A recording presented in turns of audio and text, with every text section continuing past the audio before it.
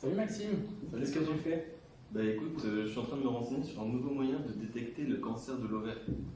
Ah, mais on connaît déjà plein de moyens de détecter le cancer de l'ovaire. Il y a la biopsie, l'échographie et même le dosage de molécules spécifiques du cancer. Oui, c'est vrai ce que tu dis, mais les techniques que tu me cites, comme l'échographie par exemple, elles permettent de détecter le cancer à un stade FIGO avancé, donc à niveau 3 minimum.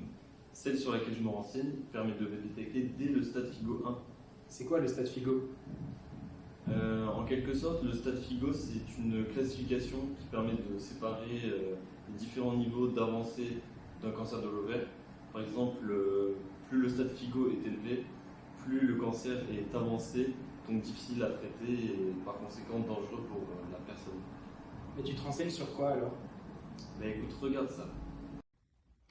La molécule de nectine-4 appartient à la famille des nectines. Les nectines sont des protéines d'adhésion cellulaire qui permettent aux cellules de notre corps de rester liées les unes avec les autres.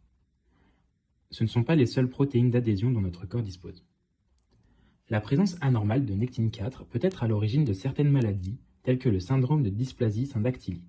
Il se caractérise par des mains et des pieds palmés à la naissance. Cependant, ces maladies apparaissent lors du développement de l'embryon.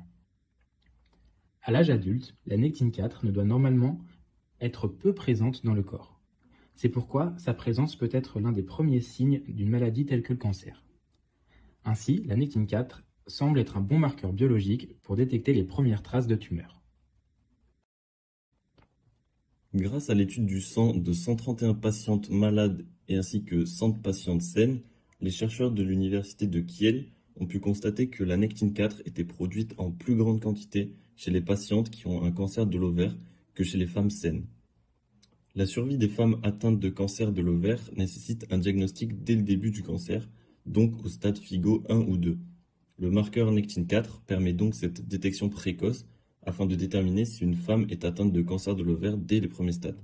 Mais c'est aussi un moyen non intrusif car cela nécessite seulement une prise de sang. Donc grâce à la nectine-4, on pourrait détecter des cancers de l'ovaire plus tôt et aussi plus facilement. Cependant, ce n'est pas une méthode qui est sûre à 100% puisqu'il y a toujours une petite marge d'erreur et cela nécessite donc d'autres diagnostics plus poussés par la suite.